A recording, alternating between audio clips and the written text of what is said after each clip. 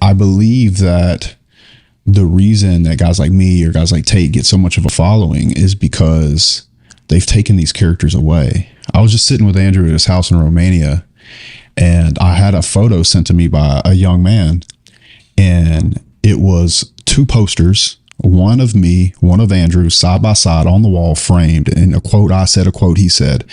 And I said, look at this. And he goes, dang. I said, bro, you know what? That used to be Rambo. And he goes, bruv, I know. And it's because in a lot of ways, I feel like they've taken superheroes away from young men.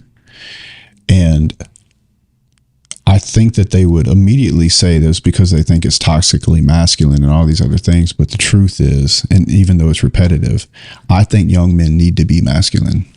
And like Peterson or whoever else would say, they need to also be capable and also be capable of danger and be violent if they have to be.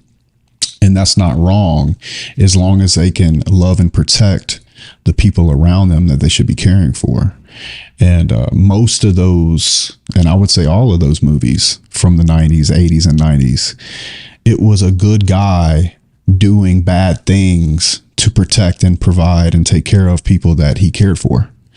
And I think that that's not a negative thing for a young man to see at all. So I'd love to see him put real action heroes back in the movies. It seems like they're just redoing a bunch of comic books, but man, I'd love to see one like fresh out the gate, new script, not another Rambo movie, like make a new superhero. Well, my guy for that is Mr. John Wick.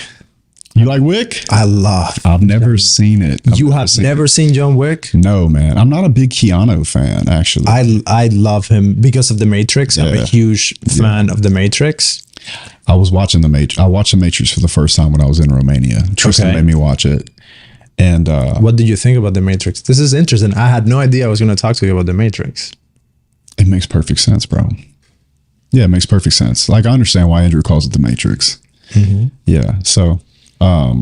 you know, funny thing about The Matrix, huge fan. I watch the 3 back to back every year, at least once a year. I really like those movies. When I was in Cuba, I grew up in the Christian evangelical church all my life. And the funny thing is that my first few times as an adult watching that film, I thought that the entire thing was just Christ.